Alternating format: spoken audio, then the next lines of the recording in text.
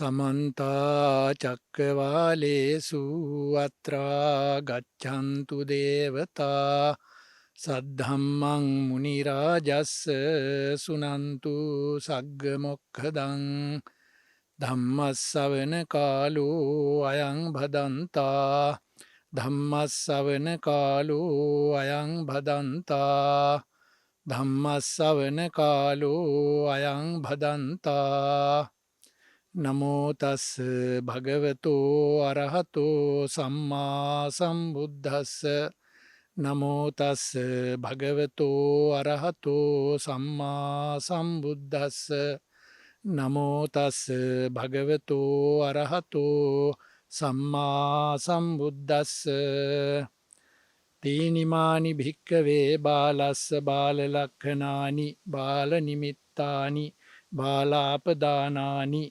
कतमानि तीनि इद भिक्खवे बालो दुश्चिन्ती च चिन्ती च होति दुःभासितभासि दुःखतकम्मकारी तीनिमानि भिक्खवे पण्डितस्य पण्डितलक्षणानि पण्डितनिमित्तानि पण्डितापदानानि कतमानि तीनि इद भिक्खवे पण्डितो सुचिन्ती च चिन्ती च होति सुभाषित भाषी सुकत කම්මකාරීති සත්පුරුෂ පින්වත්නි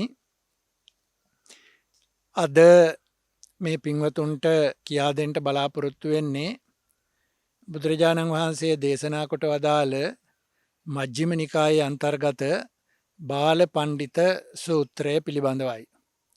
බාල පණ්ඩිත සූත්‍රය තෝරගන්නට විශේෂ හේතුව තමයි මිහිඳු මහරහතන් වහන්සේ ශ්‍රී ලංකාද්වීපයට වැඩමවලා දේශනා කොට වදාළ සූත්‍ර ධර්ම අතර බාල පණ්ඩිත සූත්‍රයත් ඇතුළත් වෙනවා.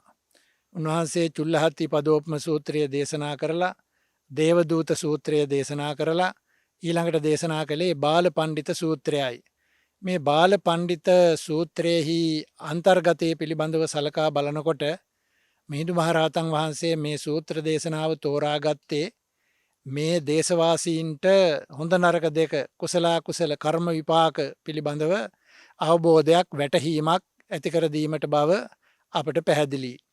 ඒ බුදුරජාණන් වහන්සේ දේශනා කොට වදාළ මේ බාල පණ්ඩිත සූත්‍රය අපි හැම කෙනෙකුටම අපේ ජීවිතේ අර්ථවත් ජීවිතයක් හැටියට ප්‍රයෝජනවත් ජීවිතයක් හැටියට ප්‍රතිඵලදායක ජීවිතයක් හැටියට ගත කරන්න මේ සූත්‍ර දේශනාව විශාල වශයෙන් උපකාරි කරගන්න පුළුවන්. පින්වත්නි, බුදුරජාණන් වහන්සේ මේ සූත්‍ර දේශනාවෙන් සඳහන් කරන්නේ බාලයාගේ ලක්ෂණ සහ පණ්ඩිතයාගේ ලක්ෂණ බාල පණ්ඩිත සූත්‍රයෙන් උගන්වන්නේ. මොනවද බාලයාගේ ලක්ෂණ? තීනිමානි භික්කවේ බාලස්ස බාලලක්ඛනානි බාලනිමිත්තානි බාලාපදානානි. බාලයෙකුගේ ලක්ෂණ, බාලයෙකුගේ නිමිති, බාලයෙකුගේ හඳුනා ගැනීමට අදාළ කරුණු, ඒ වගේම චරිත ස්වභාවය, බාලාපදානානි චරිත ස්වභාවය දැනගන්න කාරණා තුනක් තියෙනවා. දුච්චින්තීච චින්තීච හෝති. ඒ කියන්නේ වැරදි දේවල්මයි නරක දේවල්මයි හිතන්නේ. ඊළඟට දුබ්බහසිත භාසී, අයහපත් දේවල්මයි කියන්නේ.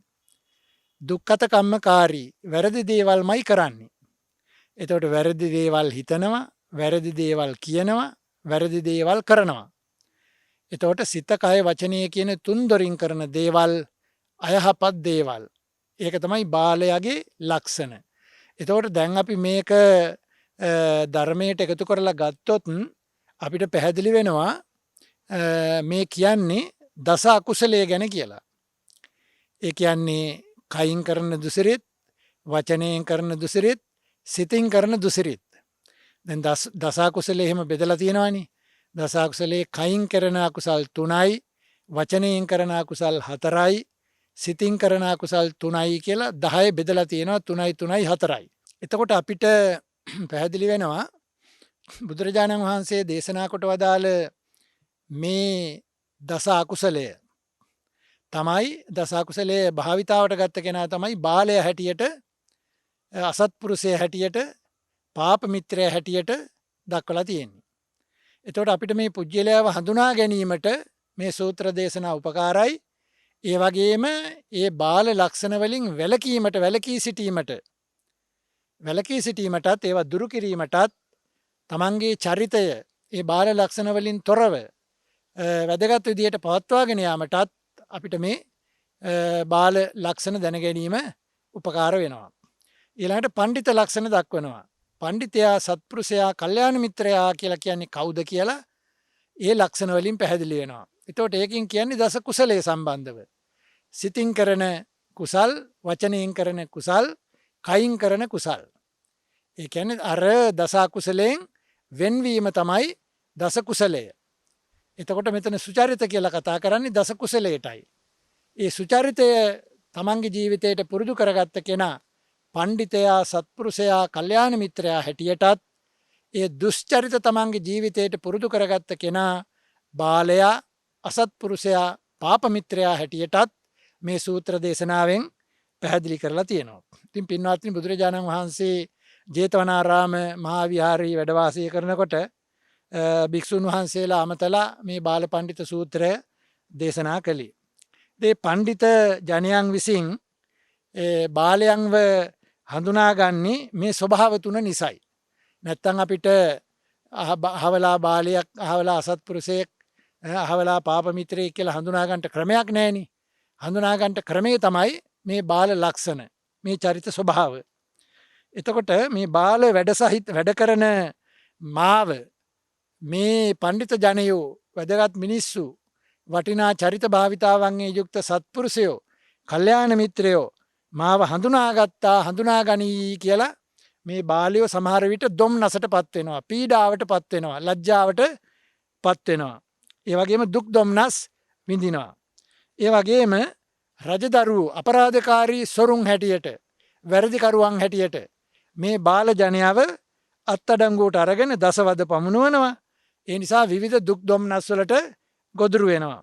ඒ වගේම මේ බාල ජනයා කියන්නේ අසත්පුරුෂ පාපමිත්‍ර ඇත්තෝ තමන් කළ අකුසල කර්ම පිළිබඳව සිහිපත් කරනවා. ඒගොල්ලන්ට සිහිපත් වෙනවා.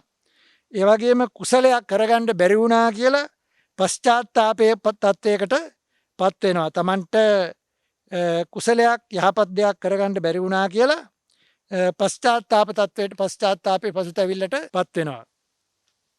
ඒ වගේම මේ පව්කම් කරපු බාලයා ඒකාන්තයෙන්ම අනිෂ්ට වූ, අකාන්ත වූ, අප්‍රිය වූ, අමනාප වූ දුක් දොම්නස් රාශියක් විඳිනවා. උපමාවක් කියන්න බැරි තරම් දුෂ්කරතා විඳිනවා. ඒ කියන්නේ මේ ආත්ම භාව වශයෙන් මනුෂ්‍ය ආත්ම භාවයක් ලැබුවත් එහෙමයි. එයින් පසු නිරේගාමීව තිරච්ඡාන යෝනි ගතව දුගතියට ගිහිල්ලා අප්‍රමාණ වූ දුක් කරදර විඳිනවා. ඒවට උපමාවක් දක්වන්නත් දුෂ්කරයි කියලා බුදුරජාණන් වහන්සේ භික්ෂුන් වහන්සේලාට දේශනා කළා. ඒ වෙලාවේ එක භික්ෂුවක් බුදුරජාණන් වහන්සේට සඳහන් කළා, ස්වාමීනි උපමාවක් දෙසවදාරනවා නම් හොඳයි කියලා.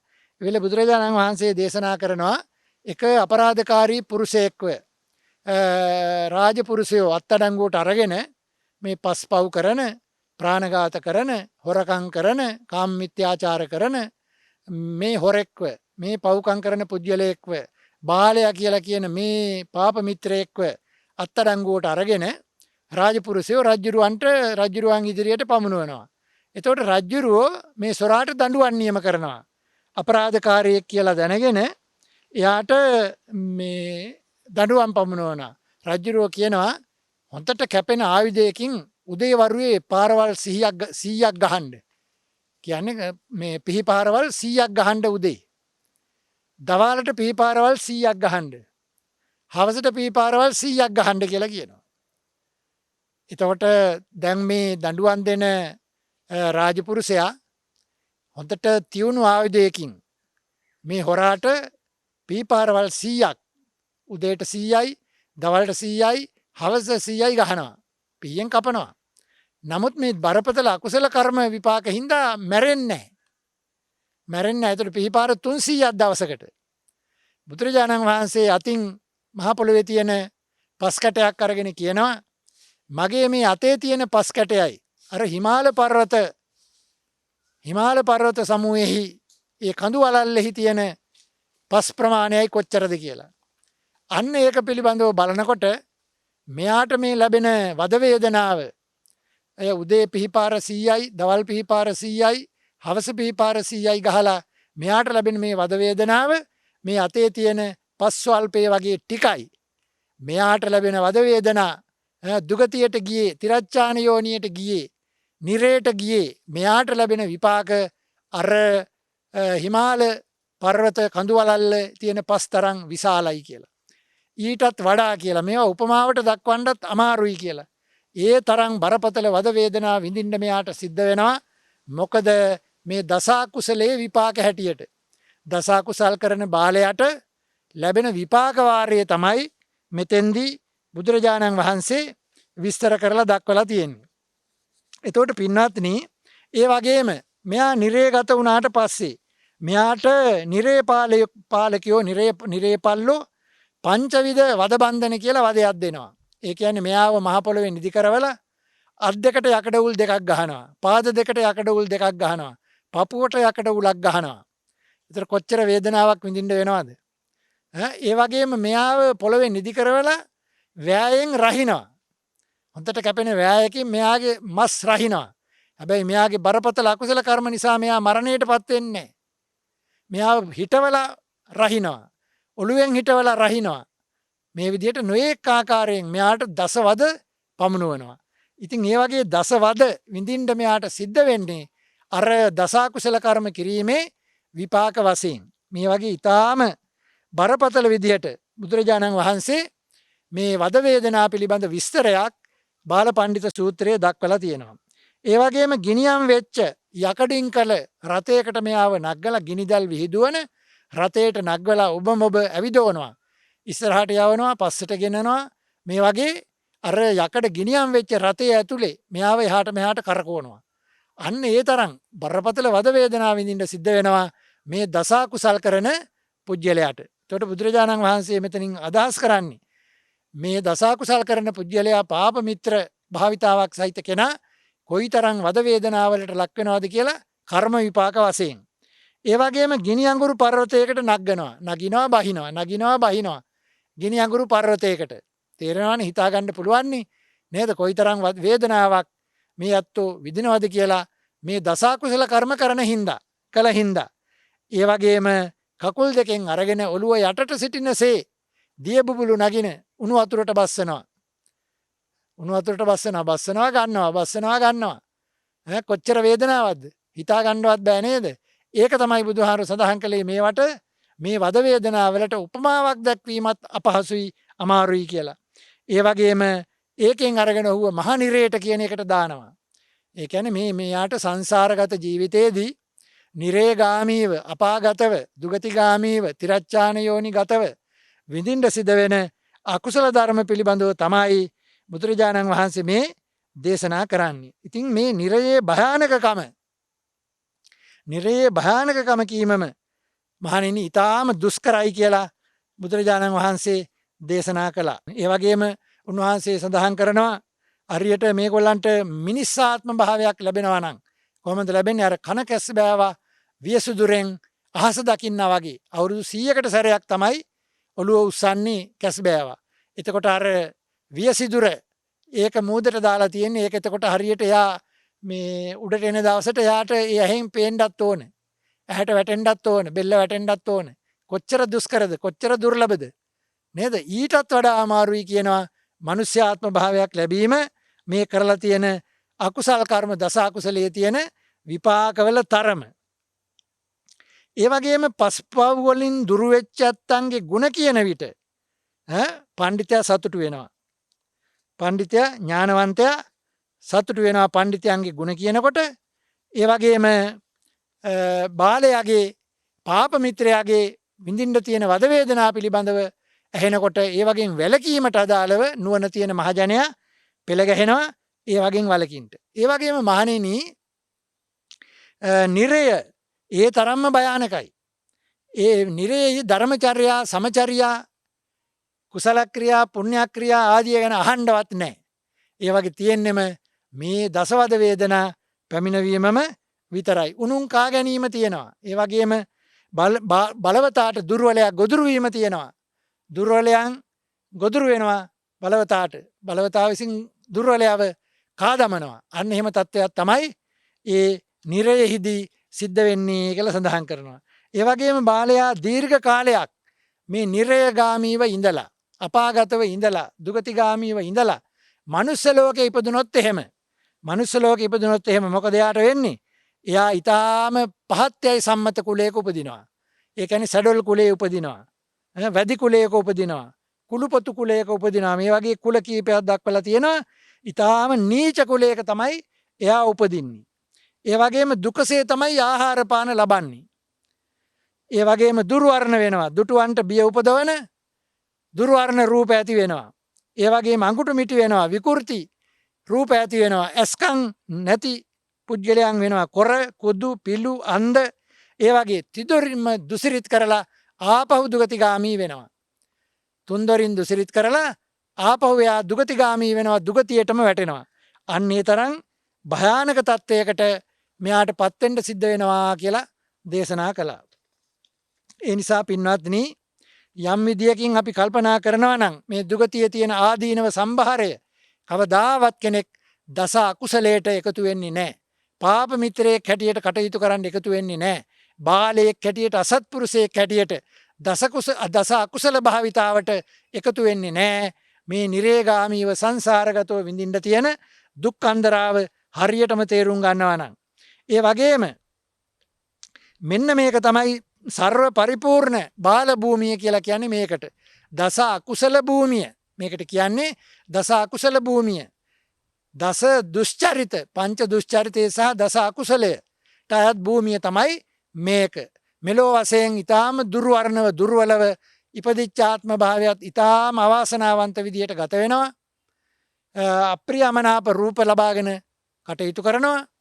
ඒ වගේම කල්පනා කිරීමට ශක්තියක් නැතිව දුර්වල ගොළු අන්ධ පිළු ආදී ආත්ම භාවයක් ලබනවා. ඒ වගේම නිරේගාමී වෙනවා. තිරච්ඡානගත වෙනවා. සමහර විට තිරච්ඡාන යෝනී උපදිනවා තනබුදින සත්වයන්ගේ ගණයට.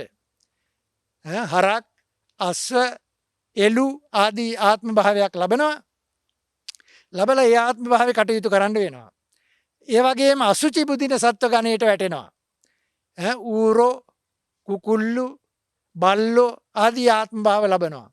ඒ වගේම දියෙහි දි รา පත් වෙන ඉපදිලා දි รา පත් වෙලා මැරිලා යන සතුන් බවට පත් වෙනවා. කිඹුල්ලු මාළු කැස්බෑ ආදී ආත්ම භාව ලැබෙනවා. ඒ වගේ බුදුරජාණන් වහන්සේ සඳහන් කරනවා මේ තිරච්ඡාන යෝනියෙහි ඉපදිලා ඒගොල්ලෝ ඒ විදිහට දුක් විඳිනවා. මනුෂ්‍ය ආත්ම භාවයක් ලැබුවත් අර වගේ දුර්වර්ණ විකෘතිව උත්පත්තිය ලබනවා. නිරේගාමී වුණත් අර වගේ දසවද අනන්ත අප්‍රමාණ වචනින් කිව නොහැකි තරම් බරපතල විපාක විඳිමින් කටයුතු කරන්න සිද්ධ වෙනවා. ඒක දස අකුසල භාවිතාවේ විපාකයයි. ඒතකොට බාල ලක්ෂණ බාල නිමිත්ත බාලාපදාන කියලා සඳහන් කරන්නේ ඔය දස අකුසලයට අදාළ ස්වභාවයමයි. එතකොට එදා මිහිඳු මහරහතන් වහන්සේ ශ්‍රී ලංකාද්වීපයට වැඩමවලා උන්වහන්සේ මේ සූත්‍ර දේශනාව ලංකාවාසීන්ට දේශනා කළේ ඇයි? මේ රටවාසීන් ධර්මයේ පිහිටවන්න, දස කුසලයේ පිහිටවන්න, දස අකුසල භාවිතාවෙන් යුක්තව යම් කිසි කෙනෙක් ඉන්නවා නම් එයා වේකෙන් නිදහස් කරලා දස කුසල භාවිතාවෙහි, මනුෂ්‍ය ධර්මයේහි, ධර්මචර්යාවෙහි පිහිටවන්න තමයි උන්වහන්සේ බාල පණ්ඩිත සූත්‍රයේ දේශනා කළේ. ඊළඟට දේශනා කරනවා තීනිමානි භික්කවේ පණ්ඩිතස්ස පණ්ඩිත ලක්කනානි, පණ්ඩිත නිමිත්තානි, පණ්ඩිතාපදානානි. පණ්ඩිතයාගේ ස්වභාවයේ තියෙනවා තුනක්, ස්වභාව ලක්ෂණ තුනක් තියෙනවා. නිමිති තුනක් තියෙනවා. ඒ වගේම චරිත ස්වභාව තුනක් තියෙනවා. මොනවද ඒ තුන? සුචින්තීච තිංචීත හෝති. සුභාසිත භාසී සුකත කම්මකාරී. ලක්ෂණ තුනයි. ඒ කියන්නේ යහපත් දෙයක්ම සිතයි, යහපත් දෙයක්ම කියයි, යහපත් දෙයක්ම කරයි. ඒ කියන්නේ පින්වත්නි, ඒ කියන්නේ දස කුසලයේම කරයි. ඒ කියන්නේ සිතින් කුසල තුනක් කරනවා. ඒ සිතින් සිදුවෙන අකුසල් වලින් වළකිනවා. ඒ වගේම වචනයෙන් සිදුවෙන අකුසල් හතරෙන් වළකිනවා. එතන කුසල් හතරක් කරනවා. ඒ වගේම කයින් සිදුවෙන අකුසල් තුනෙන් වළකිනවා. එතන කුසල් තුනක් සිද්ධ වෙනවා. එතකොට කුසල් 10යි. දස කුසලය ගැන තමයි මේ සඳහන් කරන්නේ, දස කුසල භාවිතාව ගැන. එතකොට දස කුසලය මනුෂ්‍ය ජීවිතයට කොයිතරම් වටිනා කාරණාවක්ද කියලා මේ සූත්‍ර දේශනාවේදී පැහැදිලි වෙනවා, පැහැදිලි කරනවා. ඉතින් අපි හොඳට තේරුම් ගත යුතු කාරණාව තමයි මේ දස කුසලය. දැන් මේ අහගෙන ඉන්න පින්නතුන් කල්පනා කරන්න ඕන මගේ භාවිතාව තියෙන්නේ අර කියන අර දසවද වේදනා නිරේගාමීව විඳින්න සිද්ධ වෙන. ඒ වගේම මනුස්ස ලෝකයේ ඉපදුනත් ඊටාම අවාසනාවන්ත ජීවිතයක් ගත කරන්න ලැබෙන. ඒ දසා කුසල භාවිතාවක්ද මට තියෙන්නේ. එහෙම නැත්නම් ඊටාම සුන්දර ජීවිතයක් ගත කරන්න පුළුවන්. නේද? සුගතිගාමී ජීවිතයක් ගත කරන්න පුළුවන්. දිව්‍ය ලෝක සම්පත්, මනුස්ස ලෝක සම්පත් ලබන්න පුළුවන්. දස කුසල භාවිතාවක්ද මට තියෙන්නේ කියලා මේ ධර්ම ශ්‍රවණය කරන සියලු දෙනාම තමන්ගේ ජීවිත භාවිතාව ගැන කල්පනා කරන්න ඕන. මම පාප මිත්‍රයෙක්ද, මම බාලයෙක්ද, මම අසත්පුරුෂයෙක්ද කියලා තමන්ගේ භාවිතාව දස අකුසලේ නම් ඔය ස්වභාවය තමයි දරන්න වෙන්නේ. තමන්ගේ ජීවිත භාවිතාව දස කුසලේ නම් මොකද්ද? පඬිත ස්වභාවය, සත්පුරුෂ ස්වභාවය, කල්යාණ මිත්‍ර ස්වභාවයක් තියෙනවා. ඒ නිසා සතුටු වෙන්න පුළුවන්. දස කුසලයෙන් බේරිච්ච, දස කුසලයෙන් වැළකිච්ච, දස කුසලයේ තුල තමන්ගේ ජීවිතය හදාගත්ත කෙනාට සතුටු වෙන්න පුළුවන්. මම සුගතිගාමී වෙනවා. මනුස්ස ලෝකෙට ගියත් ඒ සියලු සැප සම්පත් වලට උරුමකම් කියනවා. ඒ වගේම චක්‍රවර්ති රාජ්‍ය පවා ලබා ගැනීමට තරම් හේතු බල සම්පන්න තත්වයක් තමයි දස කුසල භාවිතාව කියලා එයා සතුටු වෙනවා. මේ සූත්‍ර දේශනාවේදී බුදුරජාණන් වහන්සේ දේශනා කරනවා ඒ දස කුසල භාවිතාව සුචරිතය, කාය සුචරිතය, වාක් සුචරිතය, මනෝ සුචරිතය කියන සිතකා වචනය කියන තුන්දොරින් සුචරිතය කරන කෙනා සක්විති රාජ්‍ය රජ බව පවා ලබන්නේය. ඒ වගේම ඔහු හැමදෙනාගේම ප්‍රශංසාවට ලක්වන්නේය. කීර්ති ഘോഷයේ කීර්තිරාවේ පැතිර යන්නේය. ඒ වගේම හැම කෙනෙක්ම ඔහුට අවනත කරගත හැක්කේය. එයාගේ චරිත ස්වභාවයත් එක්ක ධර්මයෙන් හැදිච්ච පෞරුෂයක් තියෙනවා, සුචරිතවත් චරිත ස්වභාවයක් තියෙනවා, කාලාන්තරයක් තිස්සේ පුරුදු කළ කල්යාණ මිත්‍ර භාවිතාව තියෙනවා, හැමදෙනාටම යහපත කැමති වෙච්ච මෛත්‍රී සාගත කාය කර්ම, වචී කර්ම, මනෝ කර්ම තියෙනවා. ඒ වගේ ආනිසංස වශයෙන් ඔහු සුගතිගාමීවම හැසිරෙනවා. ආත්ම භාවයෙන් ආත්ම භාවයට, මනුස්ස ලෝකයට ආවත් මිනිසුන් අතර ශ්‍රේෂ්ඨයෙක් බවට පත් වෙනවා. මේ තමන්ගේ තියෙන ඒ යහපත් චරිත භාවිතාවේ ප්‍රතිඵලයක් හැටියට. ඒ නිසා මේ සූත්‍ර දේශනාවෙන් දක්වන කරුණු සම්බන්ධයෙන් සලකනකොට බාල ලක්ෂණ 3යි, පඬිත ලක්ෂණ 3යි. එතකොට මේ බාල ලක්ෂණ 3 පිළිබඳව සඳහන් කරලා බාලයා දස කුසල් කරමින් තමන්ගේ ආත්ම භාවයේ විනාශ කරගන්න හැටිත් මේ කාරණාව සරල කාරණාවක් හැටියට පෙවුනට පින්වත්නි, මේ ලෝකේ ජීවත් වෙන බොහෝ දෙනා දුස්සීලයි, පාප බහුලයි, පාපතරයි. බුදුරජාණන් වහන්සේම දේශනා කරනවා දුස්සීලෝහි බහුජනෝ. බහුජනයා බහුතරය දුස්සීලයි. ඒක අපිට මේ සමාජ භාවිතාවෙන් පේනවා. බොහෝ දෙනා ප්‍රාණඝාත කරනවා, හොරකම් කරනවා, කාමිත්‍යාචාරය කරනවා, බොරු කියනවා, කේලාම් කියනවා, රවට්ටනවා, පරුස වචන කියනවා, හිස් වචන කියනවා. එහෙම නේද? ඒ වගේම අවිද්‍යාව දැඩි ලෝභයෙන් කටයුතු කරනවා, ද්වේෂයෙන් කටයුතු කරනවා, මිත්‍යා දෘෂ්ටිකව කටයුතු කරනවා. ඒක තමයි බහුතරය ස්වභාවය. ඉතින් මේ අත්තංග මේ තත්ත්වෙන් බේර ගන්න ඕනේ, නිදහස් කර ගන්න ඕනේ, ගලව ගන්න ඕනේ. ඒක තමයි මිහිඳු මහරහතන් වහන්සේ ඇවිල්ලා මූලික අවදියම, මූලික යුගයේම, මූලික කාලවකවානුවේදීම බාල පඬිත සූත්‍රයේ දේශනා කරලා මේ අකුසලයන්ගේ විපාක පිළිබඳව අවබෝධයක්, වැටහීමක් දේශීය ජනතාවට ඉදිරිපත් කරන්නේ, ලක්වැසියන්ට දේශනා කරන්නේ.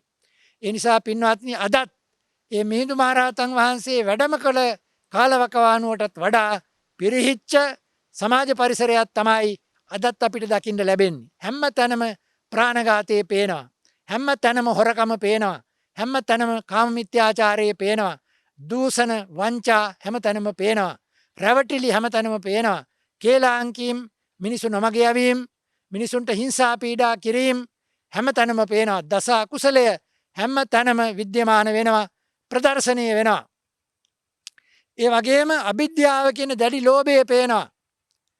සාමාන්‍ය දෙයක් ලබා ගැනීමටත් මව මැරීම, පියා මැරීම, තමන්ගේ පරපුරේ ඥාති හිතයිසින් වදබන්ධනයට ලක් කිරීම, ස්වාමි පුරුෂයා මරණයට පත් කිරීම, භාර්යාව මරණයට පත් කිරීම, දරුවන් මරණයට පත් කිරීම මේවා සමාජයේ පේනවා. අතිශය භයානක දූෂණ මේ සමාජයේ අපිට පේනවා. ඉතාම හිරිකිත, ඉතාම විශ්වාස කළ නොහැකි මට්ටමේ අපරාධ මේ සමාජය තුළ අපිට පේනවා. මොකක්ද හේතුව? දසාකුසලයට ගොදුරුවීම නිසා. අර බාල ස්වභාවයෙන් තමන්ගේ ජීවිත ගත කිරීම නිසා. ඒ බාල ලක්ෂණ නිසා, බාල චරිත ලක්ෂණ නිසා තමයි ඒ වගේ තත්ත්වයක් මේ සමාජය තුළ විද්‍යමාන වෙන්නේ, ප්‍රදර්ශනය වෙන්නේ, දකිින්ට ලැබෙන්නේ, අපි අත්දකිමින් ඉන්නේ. ඉතින් අපි මේ සමාජයේ තියෙන මේ දුර්වලකං පිළිබඳව විවේචනය කරමින් කතා කරමින් ඉන්නවට වඩා අපිට කරන්න වැඩක් තියෙනවා. මොකක්ද? අපි ආදර්ශ සම්පන්න වෙන්න ඕන. ඒ කියන්නේ අර පණ්ඩිත ලක්ෂණ වලින් යුක්ත වෙන්න ඕන. පණ්ඩිත ලක්ෂණ කියන්නේ දස කුසලය. දස කුසලය අපේ ජීවිත භාවිතාව බවට පත් කරගන්න ඕන. ඒ කියන්නේ ප්‍රාණඝාතයෙන් වළකින්න ඕන, හොරකමින් වළකින්න ඕන, කාම මිත්‍යාචාරයෙන් වළකින්න ඕන, බොරු කීමෙන් වළකින්න ඕන, කේලාම් කීමෙන් වළකින්න ඕන, පරුස වචන කීමෙන්, හිස් වචන කීමෙන් වළකින්න ඕන, අවිද්‍යාව කියන දැඩි ලෝභය, දැඩි තෘෂ්ණාවෙන් වළකින්න ඕන, ඉවත් වෙන්න ඕන. ඒ වගේම ද්වේෂයෙන් ඉවත් වෙන්න ඕන. මෛත්‍රිය, කරුණාව දියුණු කරන්න ඕන. මෛත්‍රී සහගත సంతානයක් ඇති කරගන්න ඕන. ඒ වගේම ඔක්කොටම වඩා සම්මාදිට්ඨික වෙන්න ඕන. මිත්‍යා දෘෂ්ටික වීම නිසා තමයි මේ අකුසලයට, දසාකුසලයට මිනිහා පෙළඹෙන්නේ. කර්ම විපාක පිළිබඳව දැනීමක් නැති නිසා තමයි මිනිසා වරදට පෙළඹෙන්නේ. මේ වගේ අකුසල කර්ම කිරීමෙන් මේ වගේ විපාක ලැබෙනවා කියලා වැටහීමක්, අවබෝධයක්, දැනුමක්, තේරුමක් නැති නිසා තමයි මිනිසා දසකුසලයට නැඹුරු වෙන්නේ. ඒ නිසා ඒ සම්මාදිට්ඨික භාවයේ තියෙන්න ඕන. මිත්‍යා දෘෂ්ටික භාවයෙන් නිදහස් වෙන්න ඕන. එතකොට පින්වත්නි, මේ ලෝකයාට මේ කරුණු පැහැදිලි කරලා දෙන්න ඕන. හැබැයි මේ පැහැදිලි කරලා දෙන කෙනා මේ ධර්මවල පිහිටිය කෙනෙක් වෙන්න ඕන. ඒ ධර්මවල පිහිටා නැති පාප මිත්‍රයෙක් මේ කාරණාවලින් කෙනෙකුට කරුණු දක්වනවා නම්, අනුශාසනා කරනවා නම්, තමන්ගේ පාප මිත්‍ර භාවිතාවේ ඉඳලා නේද? බාල ලක්ෂණ සහිතව බාලයාගේ භූමිකාවේ ඉඳලා, අසත්පුරුෂයාගේ භූමිකාවේ ඉඳලා යම් කිසි කෙනෙක් කියනවා නම් ඔයා ඔය දසකුසල් අතහරින්න, ඔයා දසකුසලයේ පුරුදු කරන්න කියලා, ඒක ශ්‍රවණය කරන්නෝ, ඒවා අනුගමනය කරන්නේ නැත. අද මේ සමාජයේ තියෙන අපිට බරපතලම අභියෝගය තමයි ඒක. බරපතලම ප්‍රශ්නේ තමයි ඒක. මේ කාරණ දැනුමුතුකම් දෙන ඇත්තෝ ඒ ධර්මයේ පිහිටලා නෙමෙයි ඒ දැනුමුතුකම් දෙන්නේ. බුද්ධ දේශනාවේ හැටියටත් යම් කිසි කෙනෙක් අවවාදයක් දෙනවා නම්, ඒ අනුශාසනාවක් කරනවා නම්, ඒ අවවාදයේ කරන අනුශාසනාව කරන කෙනා ඒ අවවාදයේ පිහිටලා, ඒ අනුශාසනාවේ පිහිටලා තමයි ඒ අවවාදයේ අනුශාසනාව කරන්න ඕන. එහෙම නැත්නම් මොකද වෙන්නේ? ඒවා අනුගමනය කරන්නන් නැති වෙනවා. අනුගමනය කරන්න දේශකයව අනුගමනය කරනවා මිසක් අර කාරණ අනුගමනය කරන්නේ නැහැ. බුදුරජාණන් වහන්සේ දේශනා කොට වදාලා යම් කිසි කෙනෙක් අවවාදයක් කරනවා නම් පළමු කොටම තමන්ගේ අවවාදයේ පිහිටන්න ඕන. පස්සේ තමයි අතඤ්ඤ මනුසාසෙය්‍ය නකිලෙස්සෙය්‍ය පණ්ඩිතෝ. අත ඊට පස්සේ තමයි අනුශාසනා කරන්න ඕන. අත්තාන මේව පටමං පතිරූපේ නිවේසයේ. පළමුකොටම තමන් ගුණධර්මවල පිහිටලා ඊට පස්සේ තමයි අනිත් අයට අනුශාසනා කරන්න ඕන. ආන්න ඒක, ඒ ආදර්ශය මේ සමාජයේ විරලයි පින්වත්නි, විරලයි, අඩුයි. දේශනා කරනවා මිසක්, අනුශාසනා කරනවා මිසක්, විවේචනය කරනවා මිසක්, ඒ ධර්මයේ තුල තමන් පිහිටලා ඒ ආදර්ශ සම්පන්න ජීවිතයෙන් මේ සමාජයට කරන බලපෑම අඩුයි. ඒ නිසා තමයි මේ සමාජය අපිට ධර්මය ගන්නවන්න, ධර්මයේ බල ගන්නවන්න දුෂ්කර වෙලා තියෙන්නේ, බැරි වෙලා තියෙන්නේ. හැමතැනම දුෂ්චරිතයේ ඉස්මතු වෙලා තියෙන්නේ. දස අකුසලයේ බලවත් වෙලා තියෙන්නේ. මෙන්න මේ ප්‍රශ්නේ නිසයි. ඒ නිසා වැඩිහිටියන් හැටියට, ඒ වගේම අනුශාසනා කරන අය හැටියට, ඒ වගේම අවවාද දෙන ඇත්තන් හැටියට විශේෂයෙන්ම තමන් ගැන ප්‍රත්‍යවේක්ෂාවක් කරගන්න ඕන. මම මේ ධර්මවල පිහිටලා ඉන්නවාද? මම මගේ ආත්මයට වටිනාකම් දීලා තියනවාද? මං ගුණ ධර්මවල පිහිටලා ඉන්නවාද? මං පංචශීලයෙන් යුක්තද? මං සිල්වතෙක්ද? මං සිල්වතෙක්ද? මං දස කුසලයේ පිහිටපු මනුෂ්‍ය ධර්මයේ පිහිටපු කෙනෙක්ද? ධර්මචර්යාවෙන් යුක්ත කෙනෙක්ද කියලා තමන්ගේ ආත්ම භාවය පිළිබඳව ප්‍රත්‍යවේක්ෂාවක් කරලා තමන්ගේ ආත්ම භාවය පිළිබඳව ප්‍රත්‍යවේක්ෂාවක් කරගෙන ඒ ප්‍රත්‍යවේක්ෂාව තුළ පිහිටලා සේනුවනින් අතීතා වර්ජනාවක් කරලා තමන්ගේ පැවැත්ම ගැන පැහැදිලි අවබෝධයක් වැටහීමක් ඇති කරගන්න ඕන. ආන්නේ වැටහීම අවබෝධය ඇති කරගෙන මම මේ පාප ධර්මවලින් වළකිනවා. මම මේ පාප මිත්‍ර භූමිකාවෙන් වළකිනවා. මම කල්යාණ මිත්‍ර භූමිකාවට මාරු වෙනවා. මම මේ අසත්පුරුෂ භූමිකාවෙන් වළකිනවා. මං සත්පුරුෂ භූමිකාවට මාරු වෙනවා. මම මේ බාල භූමිකාවෙන් වළකිනවා. මං පණ්ඩිත භූමිකාවෙන් යුක්ත වෙනවා. ඒකට මාරු වෙනවා. ආන්න එහෙම මාරු වෙලා මේ සමාජයේ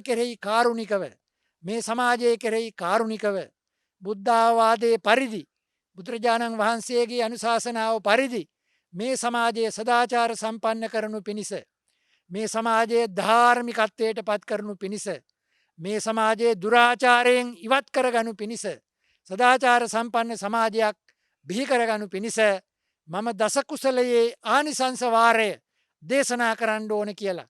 මම දස අකුසලයේ විපාක වාරය දේශනා කරන්න ඕන කියලා යම් කිසි කෙනෙක් කල්පනා කරලා මේ දුක්ඛිත සමාජයට, මේ දුස්සීල සමාජයට, මේ දුරාචාර සමාජයට බාල පණ්ඩිත සූත්‍රය වගේ සූත්‍ර දේශනාවක් කියලා දෙනවා නම්, බාලයාගේ ලක්ෂණ කියනවා නම්, ඒ වගේ මේ බාලයා දසකුසලයේ කිරීම නිසා විඳින විපාක වාරය පිළිබඳව හොඳට පැහැදිලි කරලා ඒ වගේ දරුණුකම පිළිබඳව පිළි නොගත්තත් අහනකොට පිළි නොගත්තත් භාවිතාවෙන් තමන්ට වටහා ගැනීමට හැකි වෙන පරිදි ඒවා ශ්‍රද්ධාව ඇති වෙන පරිදි ශ්‍රද්ධාව උපදවලා ශ්‍රද්ධාවන්ත ජීවිතයකට හුරු කරවලා එයාට ඒ කාරණ කතා මාර්ගයෙන් උගන්වලා අද සමාජයේ තියෙන අත්දැකීම් කාරණ පහදලා දීලා ප්‍රාණඝාත කරන අයට ලැබෙන විපාක, ඒ වගේම ස්ත්‍රී දූෂණාදිය කරන අයට ලැබෙන විපාක, ඒ විපාක වාරය පිළිබඳව හඳුන්වලා දීලා ඒ වගේ වළක්වන්න කටයුතු කරනවා නම් ඒක තමයි සත්පුරුෂ භාවිතාව සමාජගත කිරීම. ඒක තමයි කල්යාණ මිත්‍ර භූමිකාව, කල්යාණ මිත්‍ර භාවිතාව සමාජගත කිරීම. ඒක තමයි අර පාප මිත්‍ර භාවිතාවෙන් වැළකීම, ඒ තමන්ගේ දසකුසල භාවිතාව සමාජගත කිරීම. ඒ නිසා පින්වත්නි, මේක ඊටාම සරල මූලික මට්ටමේ කාරණාවක් හැටියට පෙවුනත් මේ මූලික මට්ටමත් නැතුව තමයි සමාජයේ උසස් ගුණ ධර්ම ගැන කතා කරන්නේ. මූලික මට්ටමත් නැතුව තමයි සමාජයේ උසස් ගුණ ධර්ම ගැන කතා කරන්නේ. ඒක අපේ සමාජයේ ඛේදවාචකයක්. සමාජයේ ඛේදවාචකයක්. පංචශීලයේ නැතුව වෙනත් උසස් ගුණ ධර්ම ගැන කතා කරනවා. උසස් ගුණ ධර්ම වලට යන්න උනන්දු වෙනවා. පංචශීලය ගැන වගේ වගක් නැහැ. ඒ නිසා පළමු කොටම තමන්ට අවංකව තමන් මේ මූල ධර්මයේ පිහිටියද කියලා, මූලික සදාචාරය ඇති කරගත්තද කියලා, පංචශීලයේ පිළිබඳව තමන්ගේ භාවිතාව මොකක්ද කියලා ඥානවන්තව කල්පනා කරන්න ඕන. එසේ තමන් පංචශීලයේ තුල පිහිටලා හිටිනවා නම් තමන්ගේ සීලවන්තභාවය ගැන ප්‍රීති ප්‍රමෝදය ඇති කරගන්න ඕන. මම බුද්ධ ශ්‍රාවකයෙක් බවට පත් වුණා. ඒ වගේම බුදුරජාණන් වහන්සේගේ ධර්මයේ පිළිපදින ධර්මානුධර්ම ප්‍රතිපන්න පුජ්‍යලයෙක් බවට පත් වුණා. බුදුරජාණන් වහන්සේ දේශනා කළ මනුෂ්‍ය ධර්ම සංඛ්‍යාත දස කුසල භාවිතාවට පුරුදු වුණා, එකතු වුණා. ඒක මගේ ජීවිත භාවිතාව බවට පත් කරගත්තා. ආදී වශයෙන් සතුට සිතක් ඇති කරගෙන කටයුතු කරන්න පුළුවන්. ඒ කියන්නේ මම දේශනා කරනවා විතරක් නෙමෙයි, ඒ දස කුසල භාවිතාවට පත් වෙච්ච මගේ ජීවිතාදර්ශයෙන් මේ සමාජයේ නිසි මඟ ගැන්වීමට මට පුළුවන්කමක් තියෙනවා කියලා ඒ අත්තට සතුටු වෙන්න පුළුවන්. ඒ නිසා පින්වත්නි, මේ කාරණා හයම අපි හොඳට දැනගන්න ඕන. කාරණා හය කියන්නේ දස අකුසලයට අදාළ කාරණා 10 සහ දස කුසලයට අදාළ කාරණා 10. දස අකුසලයේ සහ දස කුසලය මේක කෙනෙකුගේ ජීවිත භාවිතාවේ අනිවාර්ය අංගයක් හැටියට අනුගමනය කළ යුතු ප්‍රතිපදාව. මේකට ආගම ධර්මයක් නෑ. මේකට කුලයක් ජාතියක් නෑ. මේකට භාෂාවක් නෑ. සමස්ත මානෝ වර්ගයාටම දේශනා කරපු කාරණා 10ක් තමයි දස අකුසලය දස කුසලය. ඒ දස අකුසලයෙන් වැළකීම තමයි දස කුසලය. එකින් එක අරගෙන හොඳට පහදලා බලාගන්න මේක මනුෂ්‍ය ධර්මයේ හැටියට බුදුහාඳුරුව දේශනා කළේ දස කුසලය, අමනුෂ්‍ය ධර්මයේ හැටියට දේශනා කළේ දස අකුසලය. ඉතින් අපි ඉස්සල වෙලාම ඒ අමනුෂ්‍ය ධර්ම ටික හඳුනා ගන්න ඕනේ. ප්‍රාණඝාත කිරීම අමනුෂ්‍ය ධර්මයකි කියලා හඳුනා ගන්න ඕනේ, තේරුම් ගන්න ඕනේ. විපාක වාරය අහගන්න ඕනේ, දැනගන්න ඕනේ. එතකොට ප්‍රාණඝාතයේ විපාක හැටියට මන්ද බුද්ධික වෙන අය, අල්පායුෂ්ක බවට පත් වෙන අය, ලෙඩ රෝග වලට භාජනය වෙන අය, පිළිකා ආදී බරපතල රෝගවලට පත් වෙන අය ආදී වශයෙන් ප්‍රාණඝාතයේ විපාක වාරය අහගන්න ඕනේ, දැනගන්න ඕනේ. ඒ වගේම හොරකමේ විපාක වාරය දැනගන්න ඕනේ. වර්තමාන වශයෙන් ලබන ලාභය තමන්ගේ සැපතට හේතු වෙනවාය, තමන්ගේ ලෞකික ජීවිතයේ සාර්ථකත්වයට උපකාරී වෙනවාය කියලා වැරදි හැටියට මිත්‍යා දෘෂ්ටිකව කල්පනා කළත් ඒ ළඟ ලාභය තමන්ගේ විනාශයට හේතු වෙනවා කියලා සම්මාදිට්ඨිකව ඥානවන්තව වටහා ගන්න ඕන. අන්සතු දේ පැහැරගත්තාම ඒ වස්තු හිමියාට ලැබෙන වේදනාව කොච්චරද කියලා තේරුම් ගන්න ඕන. තමන්ගේ සාමාන්‍ය දෙයක් නැති වුණත් තමන් කොච්චර පීඩනයට පත් වෙනවද, වෙහෙසට පත් වෙනවද, චිත්ත පීඩාවට පත් වෙනවද, දුකකට කරදරයට පත් වෙනවද කියලා කල්පනා කරන්න ඕන. ඒ වගේ තමයි තමන් යම්කිසි හොරකමක් කරනකොට ඒ වස්තු හිමියා කොයිතරම් විපතකට පත් වෙනවද, ඒ වගේ තමයි මගේ වස්තුව යම්කිසි කෙනෙක් ගත්තොත් ඒ හා සමානම විපතකට, චිත්ත පීඩාවකට මාත් පත් වෙනවා නේද කියලා අත්තානං උපමං කତ୍වා තමා උපමා කරගෙන ඒ අකුසලයෙන් වළකින්න කියලායි දේශනා කළේ. ඉතින් පින්වත්නි, මේක තමන්ගේ ආත්ම සුද්ධිය පිණිස, තමන්ගේ ආත්ම සංවර්ධනයේ පිණිස තම තමා විසින් පුද්ගලිකව අභ්‍යන්තරයේ අධ්‍යාත්මය වැඩිම පිණිස පාවිච්චි කළ යුතු ප්‍රතිපදාවක්. කියන්නකො දැන් මේ කොරෝනා වසංගතයට ගොදුරු වෙලා ඉන්න රට, ලෝකය, ගෙදර ඉන්න වෙලාවේ යම්කිසි කෙනෙක් මේ කාරණා විතරක් කල්පනා කළත් මොකද්ද? දස කුසලයේ හඳුනා ගන්නවා, ඒකෙන් වළකිනවා. ඔය කාරණා විතරක් කල්පනා කරලා කටයුතු කළත් ඊටාම වටිනා ආනිසංසදායක විදිහට විපත සැපතට හරවා ගන්න පුළුවන්. නේද? මේ තමන් පත් වෙලා තියෙන බරපතල විපත සැපතට පත් කරගන්න පුළුවන් ඒ ඥානවන්තයාට. ඒ ඥානවන්ත මනුස්සයාට පුළුවන්කම ලැබෙනවා දස අකුසලයේ හඳුනා ගන්නට පුළුවන්කම ලැබෙනවා. ඒ දස අකුසලයේ හඳුනාගෙන ඒක අපි ලියා ගන්නවා කොලයක. ප්‍රාණඝාතය, එහෙම නේද? ලියා ගන්න. හොරකම, කාම මිත්‍යාචාරය ආදී වශයෙන් 10ම ලේඛනගත කරගන්නවා. ඊට පස්සේ මොකද කරන්නේ? මේ එක එක කපා දානවා. ඒ කියන්නේ හොරකම අතාරිනවා. හොරකම අතාරින්න හිත පුහුණු කරනවා. හිත පුහුණු කරලා කියනවා දැන් මට හොර හිතක් ඇති වෙන්නේවත් නැහැ. ප්‍රාණඝාත චේතනාවක්වත් ඇති වෙන්නේ නැහැ.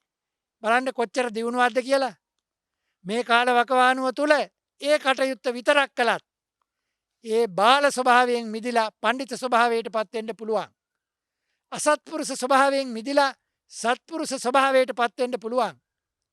ඒ වගේම පාප මිත්‍ර ස්වභාවයෙන් අත මිදිලා කල්යාණ මිත්‍ර ස්වභාවයට පත් වෙන්න පුළුවන්.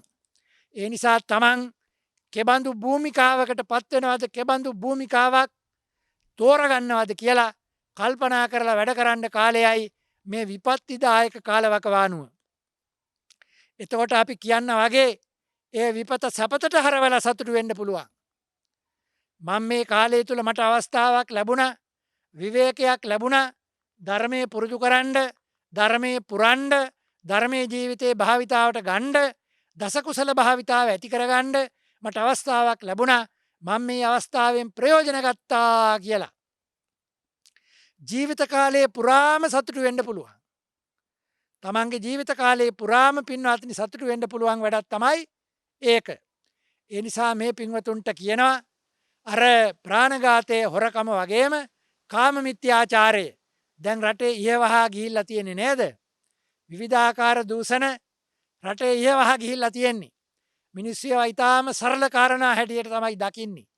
හැබැයි සරල කාරණා හැටියට දැකලා තමන්ගේ මනස තෘප්තිමත් කරලීම සඳහා තමන්ගේ ආසාවන් තෘප්තිමත් කර ගැනීම සඳහා තමන්ගේ කාමුක ආසාවන් තෘප්තිමත් කර ගැනීම සඳහා බාල මානසිකත්ව තෘප්තිමත් කර ගැනීම සඳහා ඉබඳු බාල වැඩ කළත් ඒ බාල ස්වභාවයන් කළත් ඒ වගේ විපාක වශයෙන් බලන්න ගියාම ඊටාම දරුණු බව මේ බාල පණ්ඩිත සූත්‍රයේ දේශනා කරලා තියෙනවා. ඒ වගේ දරුණුකම මේවා කියවලා තේරුම් ගන්න ඕනේ. තේරුම් ගන්න ඕනේ. මේවා කොයිතරම් බරපතල විපාක විඳින්න සිද්ධ වෙනවද කියලා. අපි දැන් නොයෙකුත් දරුණු රෝග හැදිච්ච ඇත්තන් දිහා බලලා අපි හරියට කම්පා වෙනවා. එහෙම නේද? දරුණු වද වේදනා විඳින ඇත්තන් දිහා බලලා අත්පා නැති ඇත්තන් දිහා බලලා අපි හරියට කම්පා වෙනවා. ඒ වගේම පිළිකා ආදී භයානක රෝග හැදිච්ච අය දිහා බලලා අපි හරියට කම්පා වෙනවා. අන්ධ ඇත්තන් දිහා බලලා ගොළු වෙච්ච ඇත්තන් දිහා බලලා ඒ වගේම කොර වෙච්ච ඇත්තන් දිහා බලලා අපි හරියට කම්පා වෙනවා. මන්ද බුද්ධික ඇත්තන් දිහා බලලා හරියට කම්පා වෙනවා. ඒ බඳු තත්ත්වයක් උරුම වුණේ ඇයි? ඒවා කල්පනා කරනවද? ඒ බඳු තත්ත්වයක් උරුම කරගත්තේ ඇයි?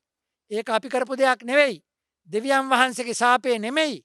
තම තමා විසින් කරපු ඔය කියන දස කුසලවල විපාක හැටියට හඳුනා ගන්න ඕන. නොපෙනෙන අතීතයේහි තමා විසින්ම කරගත්ත දේවල්. බලන්නකො මිනිස්සු හොරකම් කරන හැටි. ඊටාම සතුටින් හොරකම් කරනවා. ඒව පාවිච්චි කරලා සැප විඳිනවා. එහෙම නේද? ඊටාම සතුටින් ප්‍රාණඝාත කරනවා. මිනිස්සුන්ගේ ජීවිත නැති කරනවා. ඒ වගේන් ලැබෙන ලාභයෙන් සන්තර්පණය වෙනවා.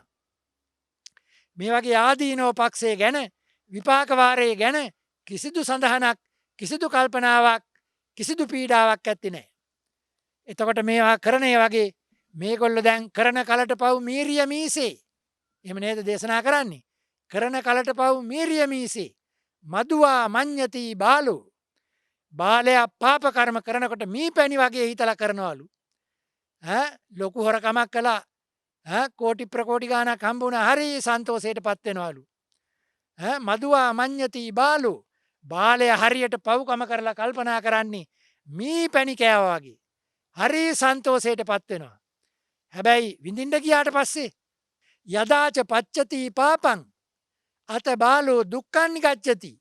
ඒවා ගෙවන්න ගියාට පස්සේ තමයි අර බාලයා දුකටපත් වෙන්නේ. දුකෙන් මුසපත් වෙන්නේ.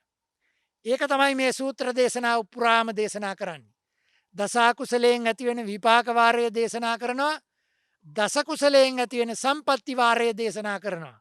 ඒ නිසා මේ සූත්‍රය හොඳට ශ්‍රී ලංකා වාසී ලෝකවාසී භාෂාව තේරෙන හැම කෙනෙක්ම හොඳට තේරුම් ගන්න ඕන සූත්‍ර දේශනාවක් තමයි බාල පණ්ඩිත සූත්‍රය. අකුසල විපාක දක්වනවා කුසල විපාක දක්වනවා. ඒ වගේම මනුෂ්‍ය ධර්මය කියන දස කුසලය දක්වනවා දස සුචරිතය දක්වනවා අමනුෂ්‍ය ධර්ම කියන දස අකුසලය දක්වනවා දස දුෂ්චරිතය දක්වනවා. ඒ නිසා පින්වත්නි අපි අපේ ජීවිත කාලය තුල වටහා ගන්න ඕන මේ තමා විසින් නොකළ යුතු බාලභාවයට පත් කරන අසත්පුරුෂ භාවයට පත් කරන ඒ වගේම පාප මිත්‍ර භාවයට පත් කරන මේ දස කුසලයෙන් වැළකීලා ඒවා එකින් එක කපා දාලා අර ලේඛනි ඒවා එකින් එක කපා දාලා 10ම කපා දාපු දවසට එයා දස කුසල භාවිතාවෙන් යුක්ත සත්පුරුෂයෙක් කල්යාණ මිත්‍රයෙක් පණ්ඩිතයෙක් බවට පත්වන්නේය කියලායි දේශනා කළේ.